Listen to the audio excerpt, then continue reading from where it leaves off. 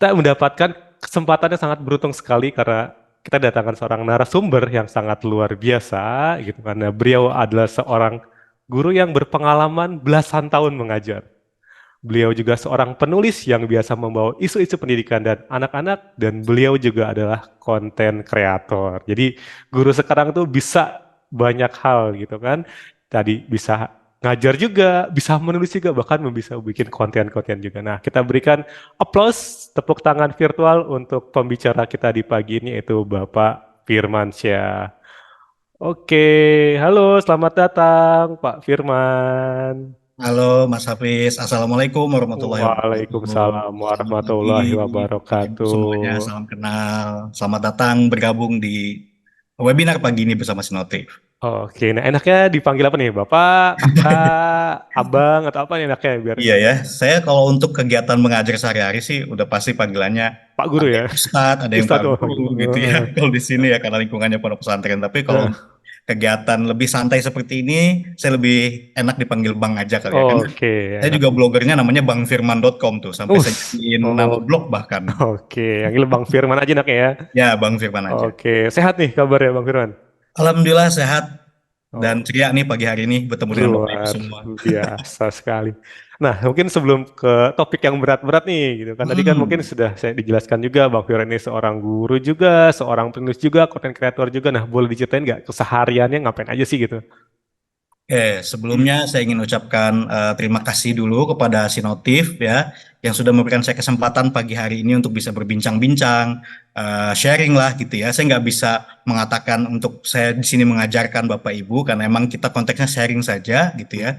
Dan kebetulan juga hari ini sangat spesial, ini Hari Guru ya. Berarti sangat spesial juga momentumnya untuk saya bisa sharing ini kepada Bapak Ibu. Nah, keseharian saya memang sebagai seorang guru.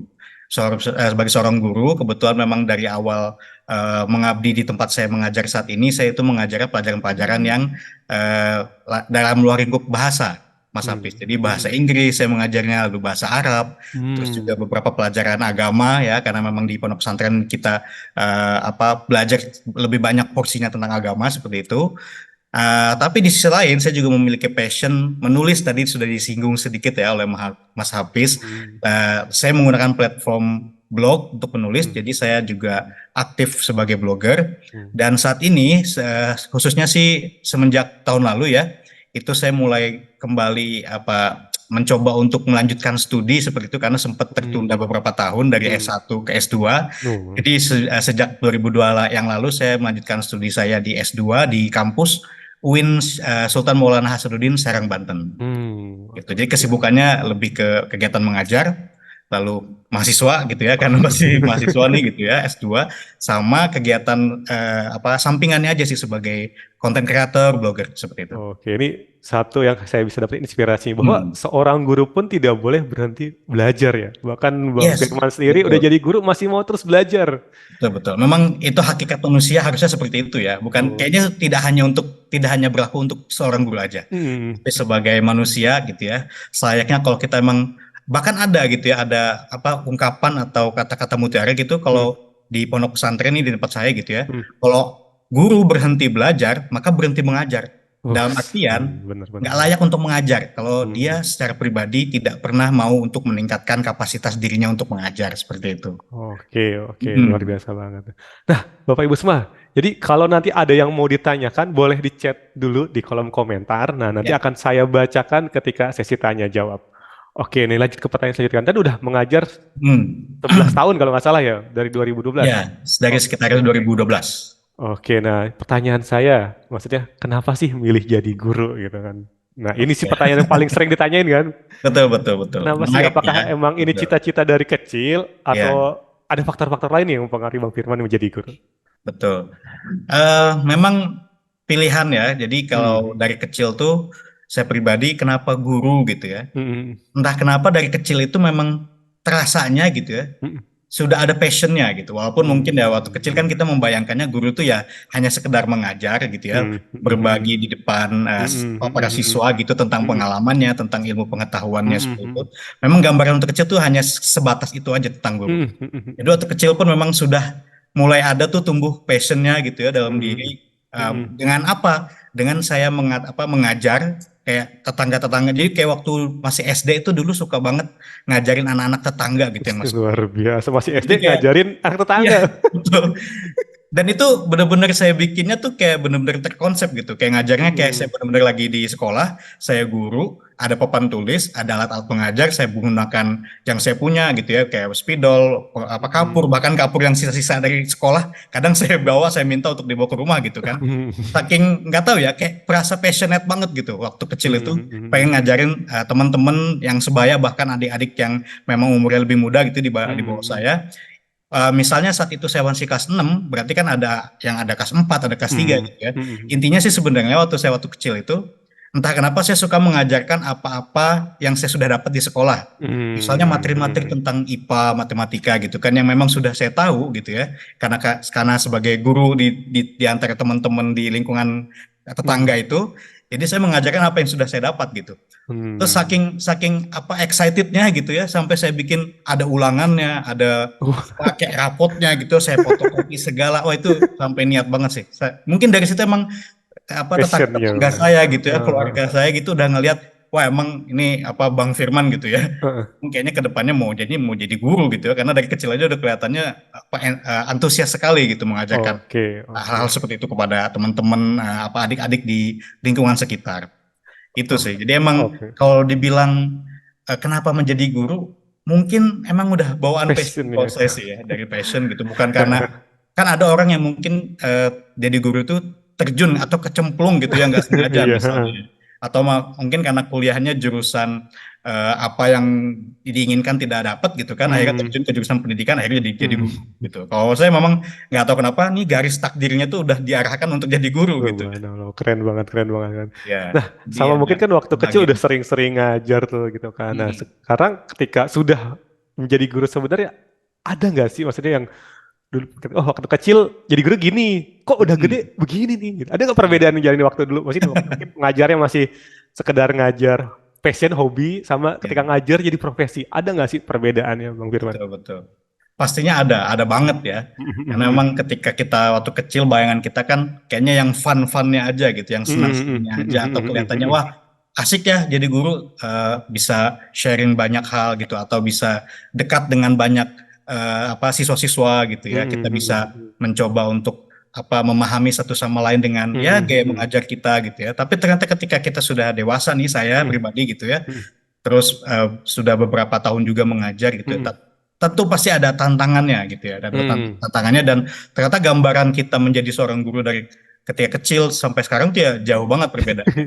Ketika kita sudah dewasa atau sudah mengikuti perkuliahan jurusan pendidikan, lalu memang mengajar langsung di lapangan, pasti akan ada banyak tantangan, akan ada banyak hal-hal yang perlu kita persiapkan gitu ya terkait dengan administrasinya Betul gitu ya. Kan banget. ternyata yang kita lihat guru di lapangan tuh ya mengajar di depan kelas, tapi kan apa di balik layarnya gitu ya, di balik Iya. layarnya tuh kita mempersiapkan RPP-nya gitu kan, Betul. membuat itu apa Silabus. ya, membuat silabusnya, lalu juga bagaimana membuat media pembelajarannya gitu ya menjadi lebih menarik, menjadi lebih antusias di kelas gitu anak-anak mengikuti. Jadi memang hal-hal yang seperti itu yang dahulu waktu kecil tuh nggak terbayangkan, kita rasakannya sekarang gitu ya. Dan oh ternyata emang banyak tantangannya. Nggak heran kalau ternyata banyak juga yang mungkin mengeluhkan gitu ya, kayak misalnya saat ini guru itu ternyata honornya tidak seperti pekerjaan-pekerjaan yang lain, padahal tantangannya luar biasa seperti itu.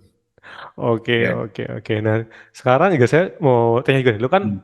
Bang Firman ngajarin teman-temannya, mungkin Hmm. itu generasi masih generasi X ya, teman-teman kita ya mungkin ya Ya, gitu kan. betul pada saat Terus itu ya. mungkin pas awal-awal ngajar, mungkin ngajarin generasi milenial, sampai sekarang Betul. anak-anak sekarang tuh udah masuk ke generasi Z. Nah, Ya. itu ada nggak sih perbedaan dari cara mengajar mereka itu? Yang Gen X Hmm. ngajar begini ternyata masuk nih. Yang milenial ngajar seperti ini, masuk nih. Yang Gen Z ngajar gini. Gini ya. Itu ada nggak sih perbedaan tiap zaman itu cara pengajarannya, Bang Firman?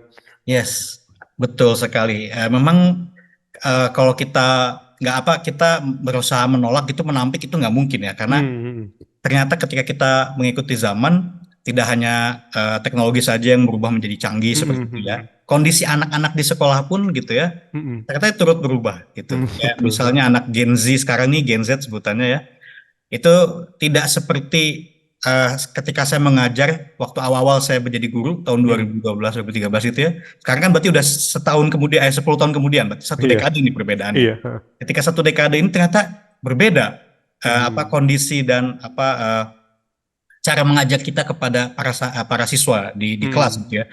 Mulai dari personality mereka juga berbeda gitu ya. Hmm. Karakter-karakter mereka juga lumayan cukup berbeda gitu ya. Hmm.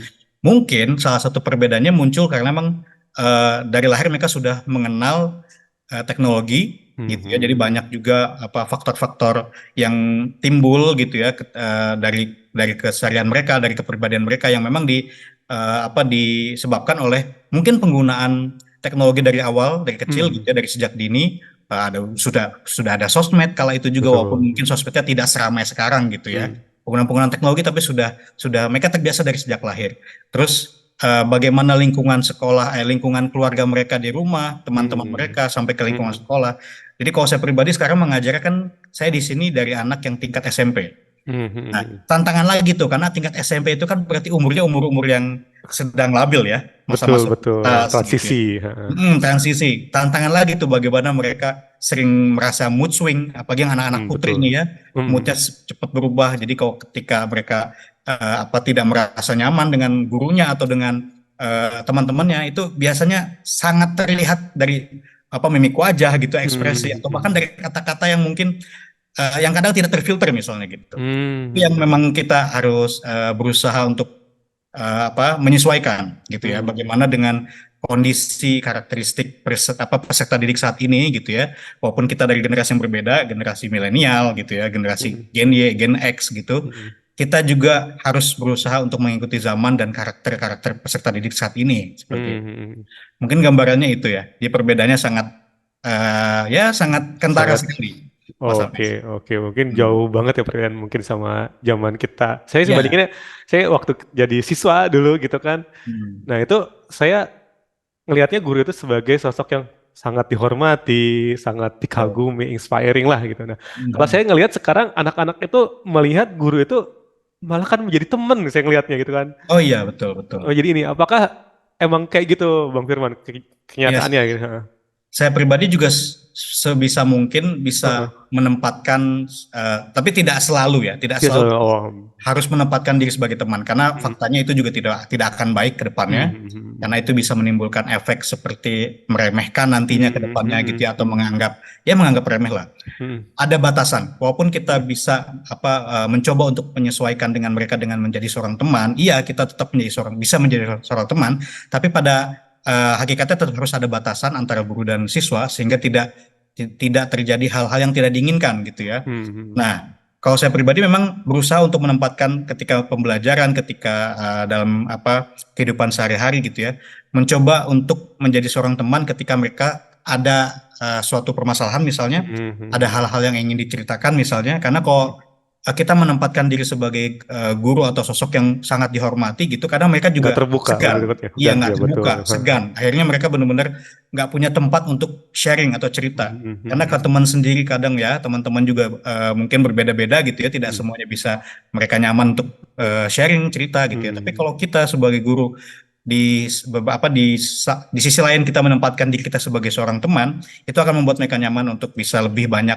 apa sharing atau Hmm. menceritakan hal-hal yang memang mungkin awalnya mereka merasa segan gitu ya, tapi dengan kita apa berusaha untuk bisa menjadi teman lah bagi mereka di saat-saat tertentu itu, mereka akan lebih terbuka dan lebih nyaman untuk bisa bicara banyak hal tentang permasalahan yang dialami misalnya seperti itu. Oke, betul. Sepintar-pintar jadi seorang guru, pintar juga tadi mengatur kondisinya. Apakah kita harus menjadi seorang Iya, guru, betul. kapan menjadi teman buat mereka? Iya, Karena tadi generasi Z itu tadi mood swingnya ini banget gitu kan. Ketika iya tiba-tiba betul. lagi oh semangat nih, tiba-tiba mungkin besoknya Tiba-tiba langsung beberapa down, tiba-tiba eh, langsung down, langsung cemberut gitu kan, bahkan bisa berani apa memperlihatkannya tuh mengungkapkan nggak speak cuma up gitu ya. ya mengekspresikannya tuh mereka Heeh. lebih berani gitu ya. Oh mungkin Hmm, siswa atau peserta dulu tuh nggak seberani itu. Kalau sekarang betul, betul. lebih berani menunjukkan gitu kan, lebih berani protes misalnya. Hmm. Itu karakteristiknya sekarang ya. Jadi Oh, bagaimana kita bisa menyesuaikan dengan itu juga. oke, oke, oke. Nah, yang menarik lagi kan tadi saya di awal sampaikan juga bahwa mendidik Gen Z itu bukan tanggung jawab guru di sekolah aja, tapi tanggung jawab Betul, orang tua di rumah. Karena setuju Mas Hafiz. sebagian besar waktunya mungkin gitu, itu banyak di Hmm. rumah gitu kan. Yes, Nah, betul. mungkin kalau di sekolah nih gurunya udah mengajarkan dengan baik, tapi di rumah ternyata orang tua tidak mencontohkan dengan baik nih. Ada nggak sih tips-tips nih mungkin buat bapak ibu yang lagi ikut webinar nih, gimana sih di rumah gitu kita sebagai Hmm. orang tua bisa mendidik Gen Z ini nih agar mereka bisa mengikuti baik itu pembelajaran di akademis maupun akademisnya dengan baik. Oke, betul. Jadi kalau memang tadi misalnya pertanyaannya tentang orang tua di rumah gitu ya, Hmm, saya jadi ingat ungkapan hmm, peribahasa gitu ya dalam hmm. bahasa Arab sih sebenarnya, tapi kita biasa dengar juga di bahasa Indonesia ya. Itu yang al-ummu madrasatul ula. Jadi Betul. orang tua atau lebih Ibu. spesifiknya ibu ya. Ibu adalah sekolah pertama bagi anak-anak. Kalau Hmm, di bahasa Arab itu al-ummu madrasatul ula. Iza a'dataha adata sya'ban thaibal a'raq. Jadi intinya ummu atau orang tua gitu, ibu ya adalah orang tua sekolah pertama bagi anaknya. hmm, Nah, kalau dipersiapkan dengan baik, maka akan mempersiapkan generasi yang baik untuk bangsa seperti itu. Jadi hmm. intinya segala pendidikan itu tidak hanya dibebankan kepada sekolah saja atau guru Betul. di sekolah, tapi juga bagaimana orang tua bisa ikut andil gitu. Apalagi memang mereka punya lebih banyak waktu itu bersama orang tua di rumah. Apalagi Hmm, dari kecil juga gitu, dari kecil. hmm. Makanya memang tetap tanggung jawab pendidikan itu tidak hanya di sekolah tapi juga di rumah dari keluarga ya. Bagaimana orang tua, bapak dan ibu bisa ya berkolaborasi bekerja sama untuk mendidik anak di rumah gitu ya. Hmm, Nah, kalau untuk eh, apa tips-tipsnya gitu ya, hmm, kan hmm, saya beberapa waktu lalu juga sempat nih dengar berita ya, baca berita gitu online di sosmed dan memang miris sih. Jadi beritanya itu yang saya baca, jadi ada anak kecil, saya lupa laki-laki atau perempuan, intinya mungkin laki-laki ya, karena main game sih, main game. Nah, orang tuanya ini menolak atau mungkin melarang gitu, ya, melarang Orang. anaknya ini bermain game terus-terusan karena mungkin nanti akan kecanduan gitu ya, atau mungkin pada saat itu emang sudah kelewat batas menggunakan Hmm, handphonenya gitu main game gitu, akhirnya dilarang, terus dikunci, ditutup di dalam kamar kalau nggak salah gitu ya, terus marahlah si anak ini dan akhirnya sampai nekat bunuh diri. Bah, itu anak masih kecil gitu ya. hmm, Nah, itu bagaimana perasaan orang tua yang, mohon maaf, almarhum pada saat itu yang mungkin akan menyesal ketika anaknya ternyata sampai nekat hmm, sampai bunuh diri di dalam kamar dikunci gitu ya, karena emang sebelumnya dilarang untuk menggunakan handphone atau bermain game gitu ya. hmm, Nah, di sini ada hal yang menarik gitu yang saya ingin garis bawahi ya, bahwa ternyata orang tua itu sangat mempunyai peran penting di keluarga, bagaimana mendidik hmm, anak-anak, mengatur, memiliki pola asuh gitu ya, mengatur jam-jam belajar, penggunaan gadget dan lain sebagainya, sehingga anak-anak itu tidak menjadi kecanduan, sehingga sampai berpikiran nekat. Mungkin mereka juga melihat atau mencontoh dari orang tuanya apa mungkin yang bisa mereka jadi. lihat di Oh, sosmed iya. seperti itu. Oh. Sampai ada tindakan, dia berani mengambil tindakan untuk bunuh diri, padahal itu anak Hmm, masih kecil. hmm. Mungkin kisaran umurannya di ya 5 tahun atau 6 tahun Ya lah. Allah. Jadi itu yang saya lihat kemarin miris sekali gitu baca berita itu. Jadi pelajaran bagi kita guru dan orang-orang tua di rumah bahwa ya bagaimanapun gitu ya eh, anak kita gitu tetap itu menjadi tanggung jawab kita untuk mendidik mereka di rumah, di sekolah gitu ya, dengan kita mau untuk menjadi orang tua yang baik tentu harus bisa menyediakan banyak waktu untuk mereka. Mungkin penggunaan gadget tadi ada yang salah dari orang tua tersebut sehingga anak tersebut benar-benar sampai merasa apa ya, gusar gitu ya, sampai Hmm, merasa dia tidak tahu harus ngapain kok tidak menggunakan gadget. Itu kan hmm, berarti udah hmm, kecanduan banget. Akhirnya dia hmm, sampai nekat berlaku demikian ya, melakukan bunuh diri, bahkan anak itu masih kecil umurnya gitu. Tidak hmm, sepantasnya dia bisa mengambil tindakan seperti itu gitu ya. Nah, kalau tipsnya dari saya yang pasti, namanya orang tua di rumah kan pasti dia punya lebih banyak waktu dengan anak-anak. hmm, hmm, Maka sempatkanlah untuk bonding ya. Bonding itu kan hmm. kita bagaimana eh, Terhubung lah, menghubungkan ngobrol-ngobrol. atau memberikan ikatan yang lebih kepada Hmm, anak, bahwa anak tuh ketika di rumah merasa bahwa dia tuh di rumah tuh ada orang tua, hmm, nggak hmm, dicuekin, nggak hmm, hmm, dibiarkan gitu kan. Mungkin hal-hal sepele misalnya anak itu mau makan atau mungkin nggak ditawarin atau nggak diajak, atau mungkin orang tuanya terlalu sibuk scrolling HP juga, jangan-jangan hmm. gitu ya. Bisa jadi anak sering main HP karena ngeliat orang tuanya. Betul, Kan betul. anak itu mencontoh ya, anak itu Hmm, apalagi Gen Z ya. Gen Z itu kan nggak suka dimarahin, nggak suka dinasehatin. Tadi sudah disinggung di awal Hmm, oleh Mas hmm, Hafiz ya. Gen Z itu kebanyakan nggak suka dinasihatin, nggak suka disinggung-singgung, dimarahin gitu kan. Lebih banyak atau lebih seringnya diberikan contoh, atau lebih enaknya gitu mereka lebih akan hmm, mudah menerima tuh karena diberikan contoh. Bisa jadi anak-anak itu banyak atau terlalu fokus menggunakan HP ya karena orang tuanya juga terlalu fokus gitu menggunakan hmm, HP, scrolling sosmed, TikTok, hmm, Instagram, atau ngeliat status-status orang gitu kan, hmm. sampai lupa bahwa ada hal penting di sekelilingnya yang harus diperhatikan, yaitu anaknya gitu kan. Bisa jadi seperti itu. Jadi bonding, bagaimana kita membangun ikatan dengan anak itu juga Hmm. penting ya, dengan cara ya bagaimanapun itu. Bapak Ibu punya trik sendiri mungkin di rumah untuk Hmm. bagaimana mengikat bonding itu dengan anak, ya bisa dengan menghabiskan waktu bersama-sama gitu ya, tidak Hmm. membiarkan mereka asik sendirian gitu kan. Kitanya juga harus peduli dengan keberadaan mereka gitu kan, Hmm. kitanya tidak asik sendirian seperti itu.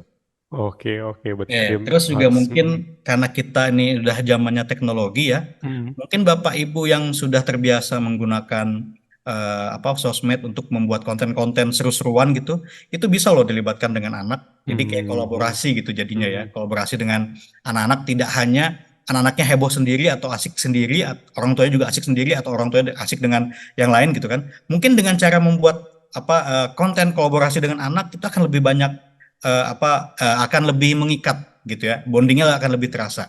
Nah, Bapak juga ya khususnya, walaupun Bapak itu kan punya waktu lebih banyak di tempat kerja Di ya, luar, betul. di luar gitu. Mungkin memang tidak sebanyak ibu waktunya Hmm. dengan anak di rumah. Maka ketika Bapak sedang ada di rumah gitu, ayah-ayah nih gitu ya, mungkin bisa lebih banyak bondingnya dengan Hmm. kegiatan-kegiatan yang bisa dilakukan bersama. Nah, mungkin tidak hanya tentang tentang tadi membuat konten, mungkin kegiatan-kegiatan yang sederhana yang bisa dilakukan bersama-sama di rumah gitu ya, Hmm. mencuci mobil misalnya bareng-bareng Hmm. itu diajak gitu Hmm. ya, atau hal-hal yang sifatnya ya sederhana aja, makan bersama gitu ya, Hmm. atau nonton TV bersama. Intinya Hmm. sih bonding menurut saya. Jadi bagaimana kita bisa membuat hubungan kita dengan anak itu dekat sehingga mereka tidak ada celah-celah untuk menggunakan banyak waktunya di gadget seperti itu. Hmm. Oke, oke. Tadi bonding sangat penting banget ya. Jadi Yes, bonding menurut sebisa saya itu mungkin penting. di rumah orang tua fisiknya ada, raga Mm-mm. ini juga ada gitu. Betul seperti itu Jangan ya. sampai Jadi fisiknya ada, pikirannya kemana-mana gitu kan. Kadang orang betul tua gitu betul. kan, wah ntar ya sibuk apa. Nah jadi bisa mungkin bondingnya sebaik mungkin Ya, juga. Terus juga melakukan hal-hal aktivitas bersama anak-anak juga. ya Karena betul. anak-anak sekarang pengennya itu diajak bareng, diajak hal Yes, bersama gitu kan. betul. Dia suka disuruh nggak suka disuruh nggak sih, tapi yuk lakuin bareng-bareng, yuk kita Hmm, bikin ini, mereka lebih senang. Oke. betul, Nah Mas. dari tadi kan kita ngebahas challenge-nya, tantangannya Gen Hmm, Z nih gitu. Nah, hmm, sekarang saya mau nanya nih sebagai seorang guru, ada nggak sih kebanggaan gitu kan? Jadi seorang guru itu seperti apa? Ketika ngeliat anak-anaknya mungkin seperti apa? hmm, Merasa bangganya itu seperti apa Bang Firman? betul. Kalau dari saya pribadi, Hmm. pastinya hal-hal yang seperti ini tuh kalau diungkapkan tuh ya nggak bisa diungkapkan dengan Us. ini ya, Aduh, butuh kata-kata tisu nih, butuh tisu, sensasinya butuh ya. tisu. Iya, kayak sensasinya itu kalau menjadi guru tuh, ketika kita bisa melihat anak-anak yang kita didik, yang kita asuh, yang kita bimbing tuh sukses itu ya, Hmm. bahkan lebih sukses loh dari guru itu, kita Luar luar biasa. biasa. Hmm. Makanya mungkin nanti bisa jadi quote juga sih sebenarnya ya. Jadi Hmm. kalau menurut saya pribadi tuh, mungkin guru itu bukan orang hebat. Jadi Hmm. kayak banyak orang memandang guru tuh ya bukan orang hebat. Alah, Hmm. jadi guru paling gajinya berapa sih gitu ya. Hmm. Kayak selalu Hmm. dianggap remeh, selalu dianggap Sebelah level mata bawah ya. gitu lah, Hmm. gitu ya. Jadi guru tuh bukan orang hebat. Tapi jangan salah, dengan guru atau berkat guru banyak menghasilkan orang-orang yang hebat. Luar Jadi ya biasa. itu menurut saya nilai plusnya, kebanggaannya menjadi seorang guru itu ya. Ketika kita bisa, mungkin kita tidak seberapa gitu ya. Mungkin kita ya bukan orang hebat. Tapi kalau nggak ada guru, itu nggak akan muncul orang-orang hebat. Dan contoh, saya mau ngasih, mungkin Bapak Ibu juga pernah dengar ceritanya gitu ya. Dulu ini peristiwa sejarah sih ya, yang Hmm. mungkin Bapak Ibu pernah baca atau pernah dengar. Dulu tuh ketika eh, Amerika Serikat membom atom negara Jepang ya Iya, di Nagasaki, kejadian Hiroshima. Hiroshima betul. Ya, betul. Kaisar yang pada saat itu memimpin, Hirohito, kalau tidak salah namanya, Hmm.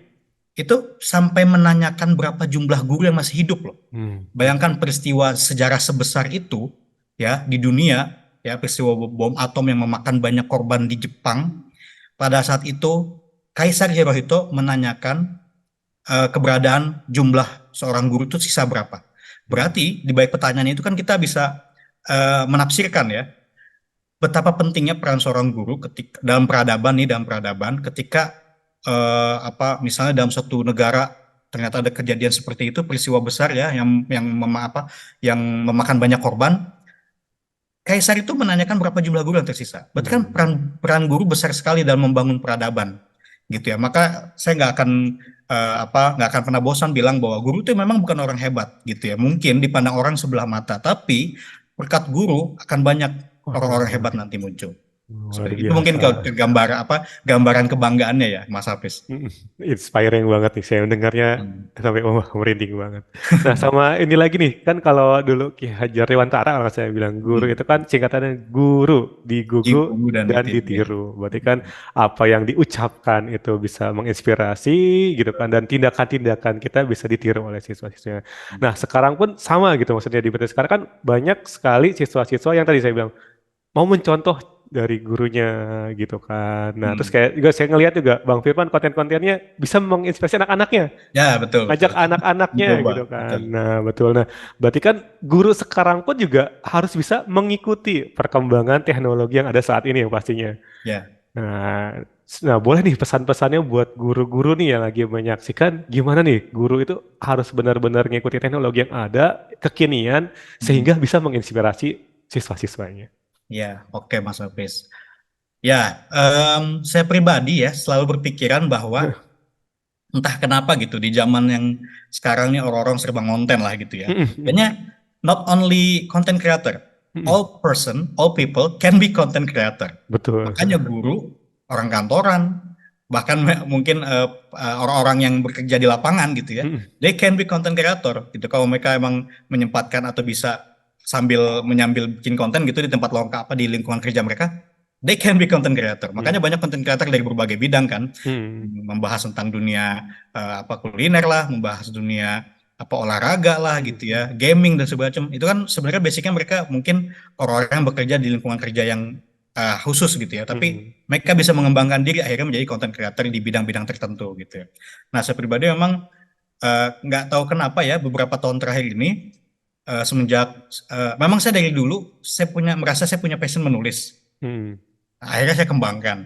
10 tahun lalu ketika blog itu mungkin sedang hype gitu ya. Hype-nya betul. Waktu itu masih ada Blogspot yang digunakan Mm. banyak orang, ada juga WordPress gitu WordPress. kan.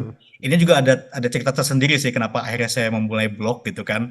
Eh, Terus siapa yang menginspirasi saya gitu ada sebenarnya. Tapi kalau saya ceritain nanti terlalu panjang gitu ya. Intinya saya memulai kebiasaan saya menulis itu ketika 10 tahun lalu dan akhirnya berkembang berkembang berkembang seiring dengan memang waktu itu blog itu sempat hype sekali dan saya mulai juga menyukai mengikuti perlombaan-perlombaan menulis ceritanya Mas Hafiz. Mm. Menulis-menulisnya di blog waktu itu. Jadi platform yang saya gunakan untuk lomba-lomba menulis itu di blog. Jadi dari situlah akhirnya saya juga mulai merasa oh ternyata emang kayaknya passion saya tuh di sini gitu ya.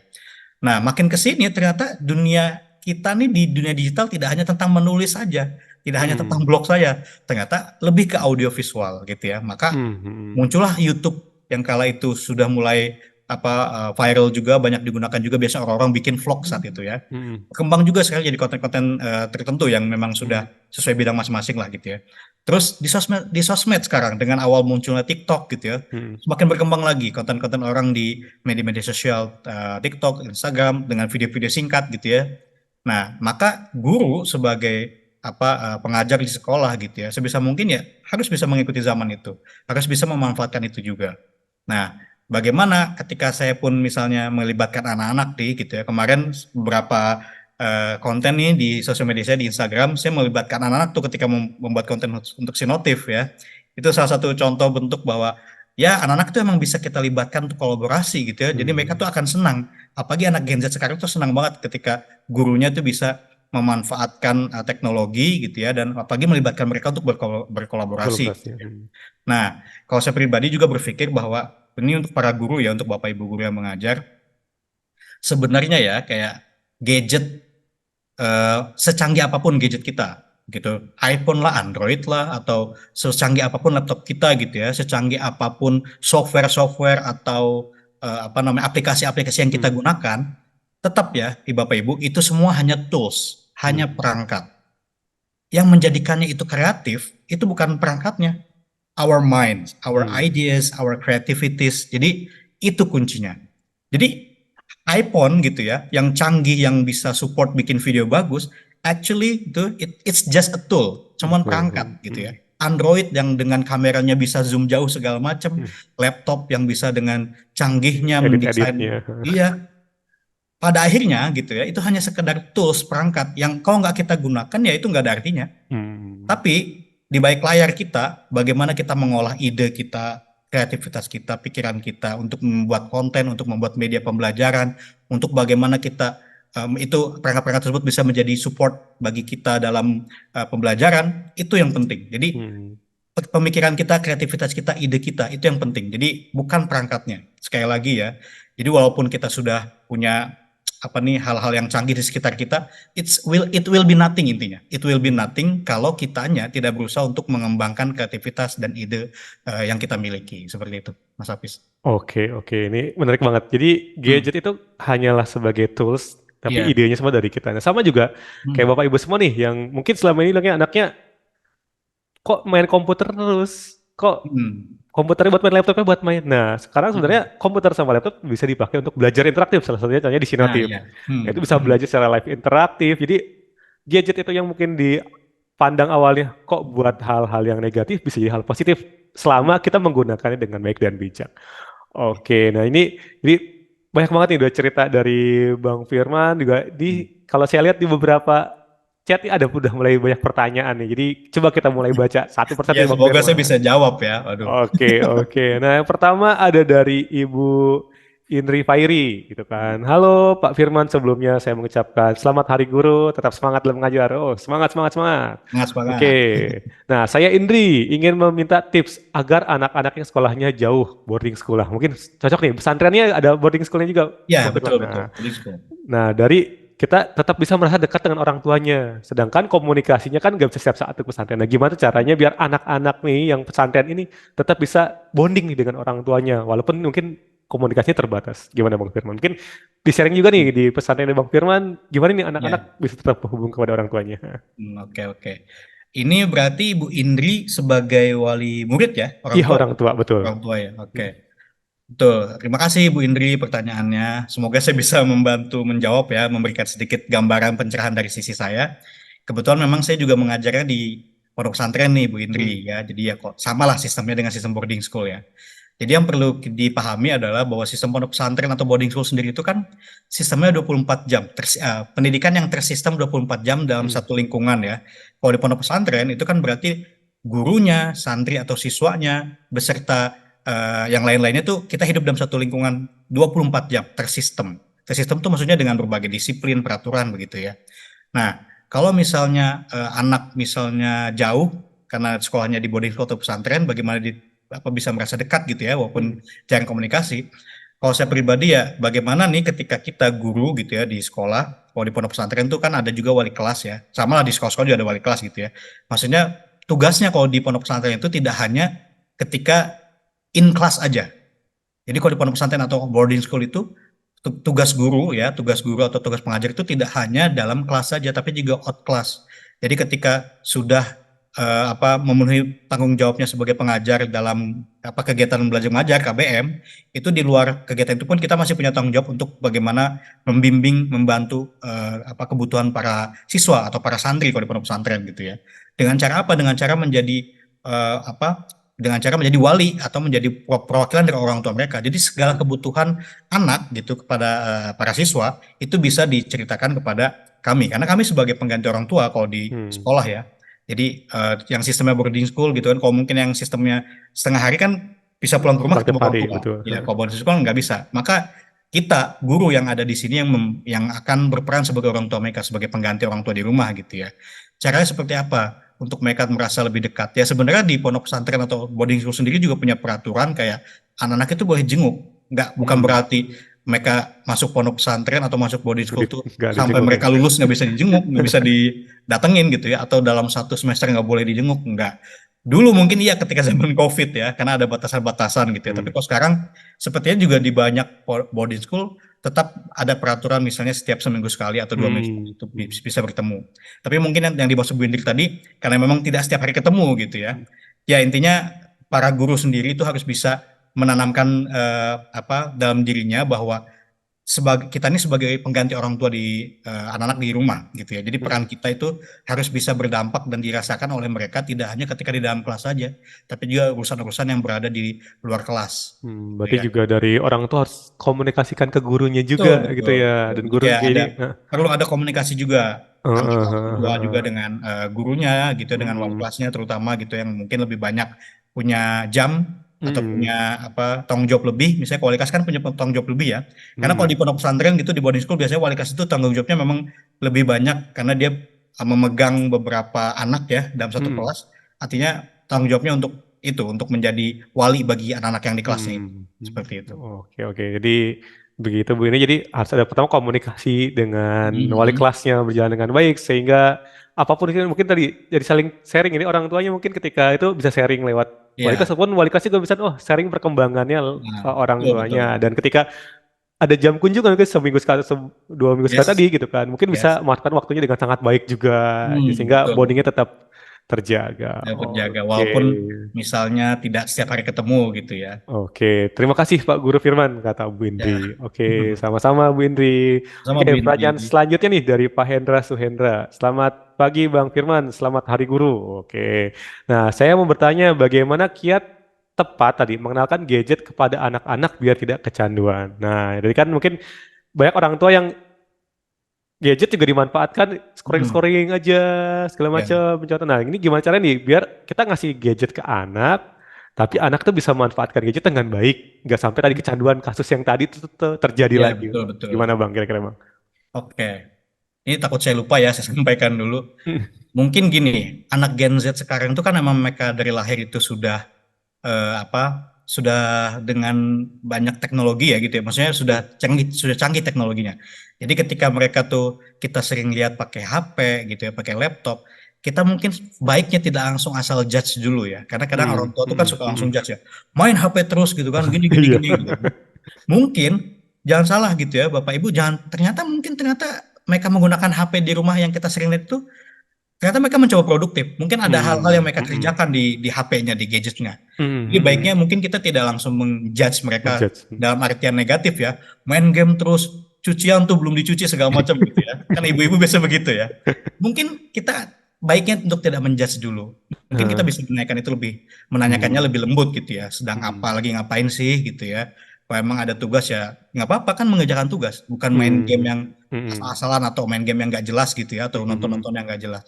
Tapi kalau emang konteksnya sudah hal-hal yang seperti itu, main game terus sampai kecanduan atau nonton-nonton hal-hal yang tidak bermanfaat seperti itu ya, berarti ada yang perlu kita luruskan maksudnya ada pola yang perlu Bapak Ibu luruskan ketika di rumah itu ya. Jadi ya perlu ada pembatasan gitu ya, perlu ada pembatasan. Ini kan tergantung anak juga, usia anak-anaknya juga ya. Kalau mungkin usianya usia sekolah, mereka pasti bakal bakal banyak juga mungkin menggunakannya untuk tugas. Tapi kalau usianya masih usia anak-anak yang dini nih ya gitu ya usia-usia ya masih kelas 4 apa kelas 5 4 tahun 5 tahun 6 tahun lah gitu ya bawahan usia-usia balita gitu tuh itu kan perlu kita batasi. Artinya penggunanya tuh tidak bisa kita bebaskan. Karena gini, mirisnya Mas Hafiz itu kadang kita ngelihat orang tua itu, ibu khususnya, daripada anak nangis gitu kan, nggak mau disuapin makan, akhirnya Kasih handphone. dia dikasih handphone agar anaknya mau makan mau nurut Eh, gitu kan. Itu kan jadi dilema gitu ya. iya. Padahal sebenarnya harusnya mungkin bisa dibikin trik yang berbeda. Misalnya sambil bermain atau hal-hal yang kita tidak melibatkan gadget lah pokoknya seperti itu. Sebenarnya bagaimana orang tuanya membuat pola asuhnya saja sebenarnya gitu ya.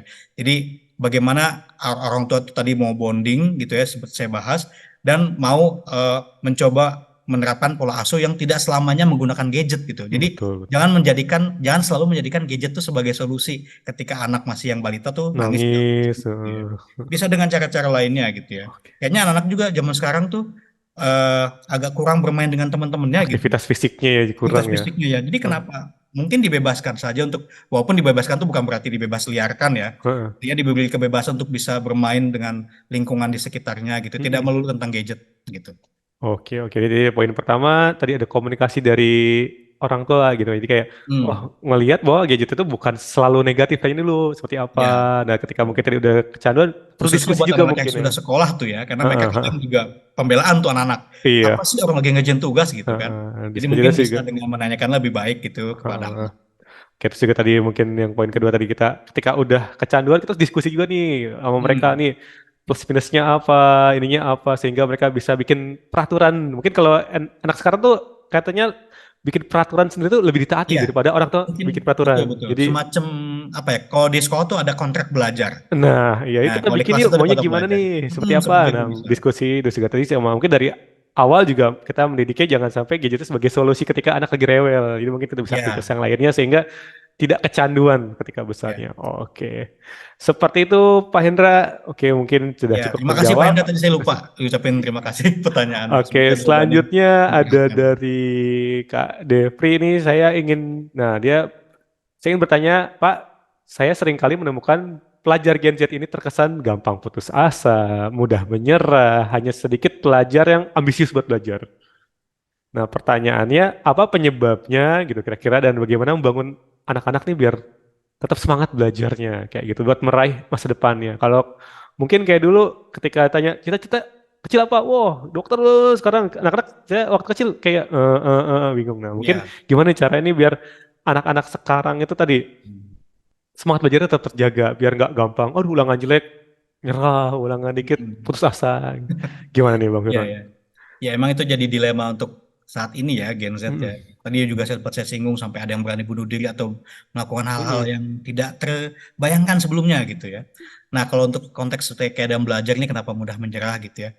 Saya mungkin sharing aja, jadi nggak bisa menyatakan saya ini benar atau mungkin saya apa ya hanya ingin mengutarakan apa yang pernah saya rasakan saja gitu ya, Mas Hafiz. Jadi kayak mm-mm, kalau anak-anak ini ada yang merasa terlihatnya putus asa gitu kayak menyerah atau gampang ya mengeluh lah serba mengeluh gitu ya ya mungkin ada hal-hal yang menjadi penyebabnya maka kita sebagai guru ya mungkin kita juga tadi sudah disinggung bonding tadi ya mm-mm, bagaimana kita bisa menyesuaikan dengan keadaan karakteristik peserta didik kita juga ada peran kita di dalam kenapa mereka menjadi merasa putus asa, gampang menyerah gitu kan. Di situ diperlukan peran kita untuk menanyakan bagaimana sebenarnya atau apa yang sedang terjadi sampai dia merasa demikian gitu kan. Jadi kita korek-korek dulu tuh ya penyebabnya. Nah mm-mm, itu kita punya kewajiban untuk menanyakan itu. Makanya saya bilang tadi menjadi teman tuh guru menjadi teman tuh itu juga benar karena di satu sisi emang itu diperlukan. Contohnya ketika dalam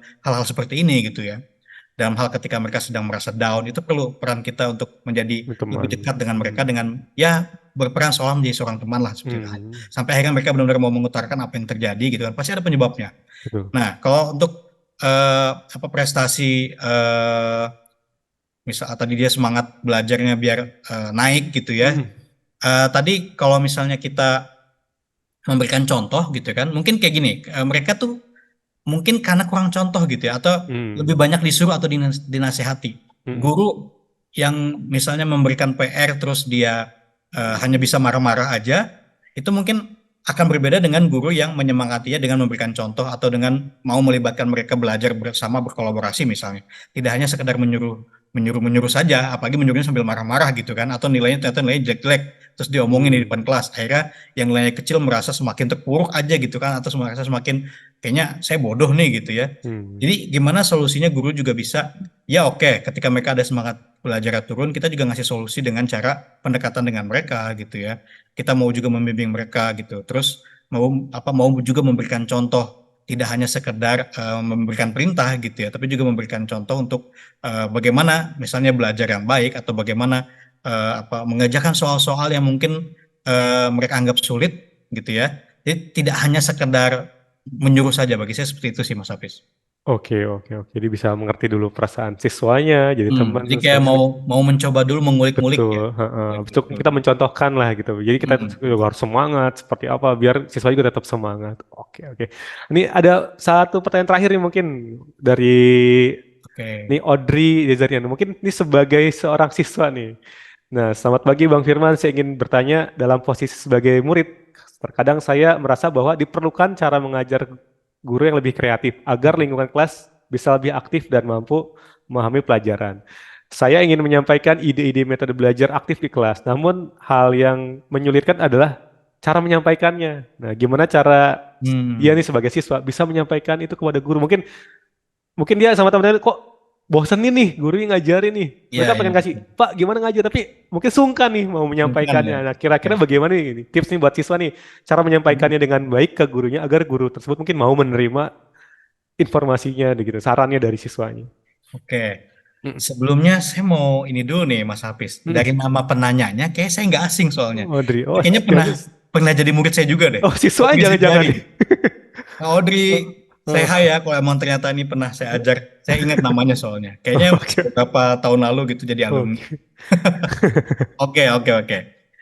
Kak Audrey mungkin sekarang dia mungkin sekolah di sekolah umum atau apa di kampus ya saya lupa nih. Tapi Hmm, saya hafal namanya. Kak Audrey ya, mohon maaf.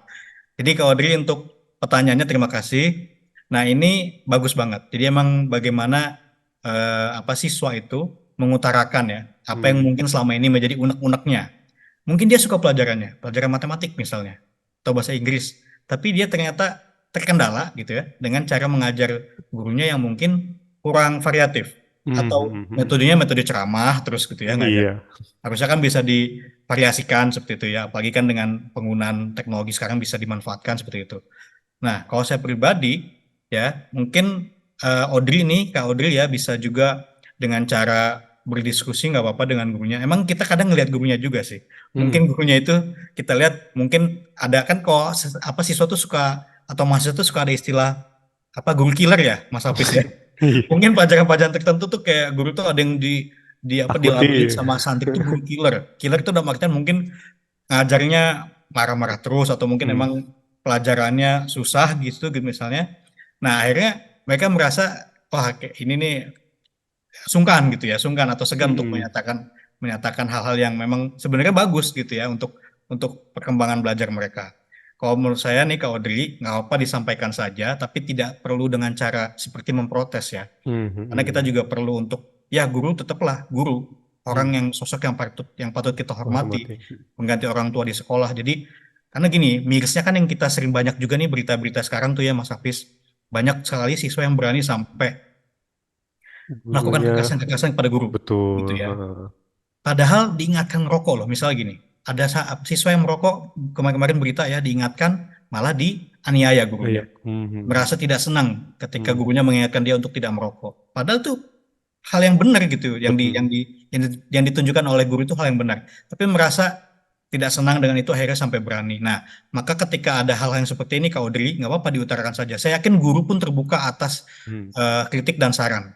Saya yakin guru-guru juga mau apa berusaha menerima saran dari para muridnya, dari para siswanya, tapi dengan cara yang sopan, dengan cara yang selayaknya kita berbicara dengan guru. Bukan berarti guru ingin selalu dihormati, tapi selayaknya kita orang yang muda ke orang yang lebih tua seperti apa sih gitu ya. Hmm. Hmm. Mungkin kita juga harus bisa lebih terbuka juga.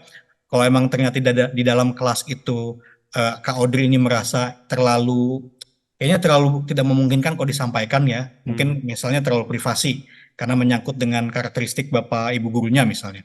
Bisa disampaikannya ketika di luar kelas, ketika pelajaran berakhir, disamperin tuh gurunya boleh.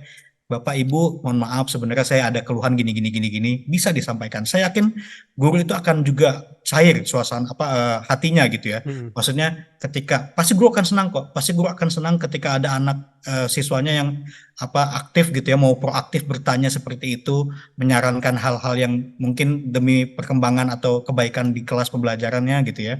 Saya yakin akan terbuka. Jadi Kak Audrey bisa mulai dengan cara seperti itu ya. Misalnya membangun komunikasi dengan guru tersebut mungkin tidak di dalam kelas karena akan dilihat oleh siswa Iya, lain. yang lain. Hmm. Mungkin akan lebih enak juga bagi Personal gurunya gitu. Hmm. ketika itu disampaikan secara personal, disampaikan secara langsung. Atau kalau Kak Audrey nggak berani sendiri, ajak yang satu frekuensi, yang Hmm. sama pemikirannya dengan Kak Audrey, beberapa teman gitu ya. Hmm. 2 atau 3 orang bisa menghadap langsung ke bapak ibu gurunya tentang tadi penyampaian yang mau disampaikan, ide-idenya gitu ya, Hmm. terkait dengan metode belajar atau penggunaan media pembelajaran. Mungkin itu Oke. semoga bisa membantu jawabannya, Mas Oke, Hafiz. terima kasih sekali nih buat pertanyaan dan penjelasan juga dari Pak Firman, juga dari Bapak Ibu semua nih. Bukannya nggak sayang nih, karena batas waktu mungkin nggak semua pertanyaan bisa kita bacakan. Jadi nanti kita mungkin di lain kesempatan nih mungkin Bang Firman Hmm, kita bisa jawab semua ya. pertanyaannya.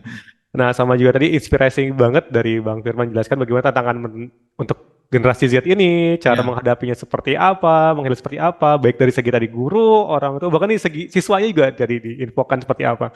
Nah, jadi buat Bapak Ibu semua juga mau tahu nih cara belajar Gen Z seperti apa. Nah, saya akan menjelaskan cara pembelajaran inisiatif seperti apa. Ini saya izinkan untuk sedikit share screen lagi. Nah, saya akan sedikit memberikan sedikit penjelasan bagaimana Disnotif bisa juga mengajar dengan pendekatan buat Gen Z ini. Oke, kita tonton sedikit video dulu.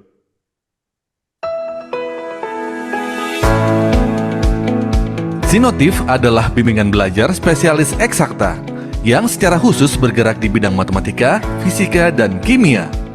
Selama lebih dari 20 tahun, Sinotif terus mengembangkan diri dalam memenuhi kebutuhan belajar siswa mulai dari tingkat SD hingga SMA.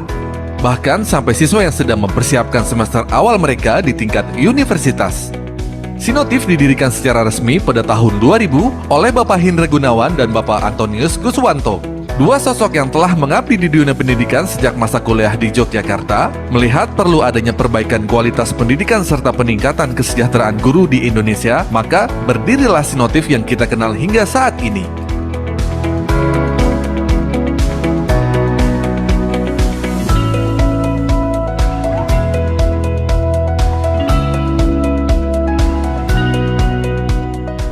Okay, and then for triple I, can we simplify or not?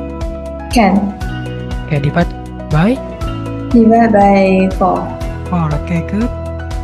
So this is become to 1 over 1 over 3. 3. Okay. Pengalaman aku dengan Sinotif itu sangat baik. Aku ikut les Sinotif di 3 mata pelajaran, ada matematika, kimia, dan juga fisika.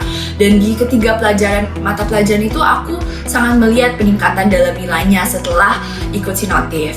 Nah, kakak-kakak yang ngajar di Sinotif semuanya itu sangat amat baik dan sangat membantu jika ada kesulitan atau jika ada PR atau untuk persiapan ujian dan ulangan, dan mereka berpengaruh besar dan itu berpengaruh besar terhadap nilai-nilai yang aku dapetin sekarang untuk ketiga mata pelajaran itu. Ya, terima kasih. Oke, tadi sekilas video tentang Sinotif. Nah, saya juga akan menjelaskan mungkin Bapak Ibu semua buat ngadepin Gen Z mungkin kayak gini nih. Maksudnya kadang kalau ngajar anak sendiri tuh kok emosi aja bawaannya gitu kan, nggak sabaran. Nah, mungkin buat Bapak Ibu yang nggak sabaran, mau fokus buat ke karirnya, ke pekerjaannya, nah mungkin bisa serahkan juga pendidikan khususnya buat matematika, fisika, kimia kepada ahlinya itu Sinotif. Nah, kenapa Sinotif ini sebagai solusi? Karena bisa memastikan nih orang tua tuh nggak usah lagi mikir pelajaran mungkin yang sebagai momok tadi kan, matematika, fisika, kimia, sehingga orang tua nggak usah stres-stres lagi ngajarin, aduh, saya mesti belajar lagi. Nah, jadi orang tua tuh bisa tetap berkarir dan berbisnis dengan sangat baik. Dan Sinotif juga menjadi solusi buat siswa karena di Sinotif konsepnya diajarin, sehingga ketika konsep diajarin, anak itu nggak bakal stres ketika melihat soal berbagai macam pun kayak gitu. Nah, sehingga membantu anak ini mencapai kemenangan kecil, nilainya menaik, berprestasi, sehingga dia bisa menggali minat dan bakatnya lebih jauh lagi. Nah, di Sinotif sendiri ada 4 program pilihan belajar. Pertama ada Diamond. Diamond ini adalah program eksklusif kita di mana program private one-on-one, 1 guru 1 siswa dan bergaransi uang kembali tentunya. Yang kedua ada program Platinum. Nah, ini program bestseller kita. Ini programnya 3-5 siswa, dia ditangani secara khusus sesuai dengan apa yang dibutuhkan siswanya. Nah, lalu ada Gold. Nah, Gold ini favorit buat sekolah-sekolah nasional nih, gitu kan. Jadi belajarnya 6-15 siswa, di sini belajarnya dengan modul sistematis dan guru yang sesuai dengan bidang pelajarannya. Dan terakhir, kalau misalnya, saya mau belajar secara mandiri saja anak saya, apakah bisa? Nah, kita ada program Silver, nah ini belajar mandiri, tapi tetap dipandu sama gurunya. Step-stepnya seperti apa, kapan waktu mengerjakan soalnya, nah dipandu sama gurunya, jadi anak bisa lebih fleksibel buat waktunya. Nah, lalu di Sinotif sendiri, kita ada namanya Scientific Learning Method yang sudah terbukti 20 tahun tadi, mengajar bahkan sampai 35.000 lebih siswa-siswanya. Pertama, gurunya specialized. Nah, specialized jadi gurunya sendiri-sendiri, mungkin di tempat lain banyak guru yang kayak satu guru ngajar beberapa pelajaran. Nah, kalau itu matematikanya sendiri, fisika sendiri, kimia sendiri. Begitupun di jenjangnya, guru SD sendiri, SMP sendiri, SMA sendiri, bahkan sekolah nasional sendiri, sekolah inter sendiri. Jadi kita nggak usah khawatir anaknya tidak sesuai kurikulumnya gitu. Nah, yang kedua systemized. Nah, jadi kita buat pembelajarannya dari step by stepnya, dari penjelasan konsepnya, soal yang mungkin levelnya rendah, menengah hingga yang paling sulit, sehingga anak bisa lebih menguasai materinya. Yang terakhir adalah, yang ketiga ada personalized. Nah, personalized jadi disesuaikan dengan kebutuhan siswanya. Jadi misalnya siswanya mau belajar A, kita ajarkan belajarnya A. Dan tadi ada beberapa pilihan Bapak dari pilihan ininya juga belajarnya seperti apa, jadi disesuaikan kira-kira anaknya seperti apa maunya gitu. Dan terakhir ada limitless. Nah, jadi tambahan belajar bisa diakses 24 jam kapanpun. Jadi bisa lewat websitenya atau aplikasinya, itu bisa belajar kapanpun dari manapun. Nah, kita saksikan juga di sini ada sedikit video testimoni dari siswa Sinotif. Kini jarak tak lagi jadi penghalang. Semua anak dimanapun memiliki kesempatan yang sama dalam mengakses pembelajaran berkualitas. Dengan pengalaman lebih dari 20 tahun menggunakan Sinotif Learning Method dengan continuous improvement, Sinotif hadir membantu siswa dari berbagai daerah di Indonesia. Saya Kaitin Garrett dari Palembang. Saya Tracy dari Papua. Saya Cesar dari NTT. Saya Sela dari Manokwari. Saya Jensen dari Banyuwangi. Saya Victoria dari SDH Makassar. Saya Reva dari Pontianak. Saya Jessica Fransina dari Kalimantan Barat. Nama saya Revan Pemulana dari Bali. Saya Digo. Saya dari Kota Semarang. Saya Jen dari Jawa Tengah. Bersama Sinotif, belajar interaktif menjadi mudah dan menyenangkan.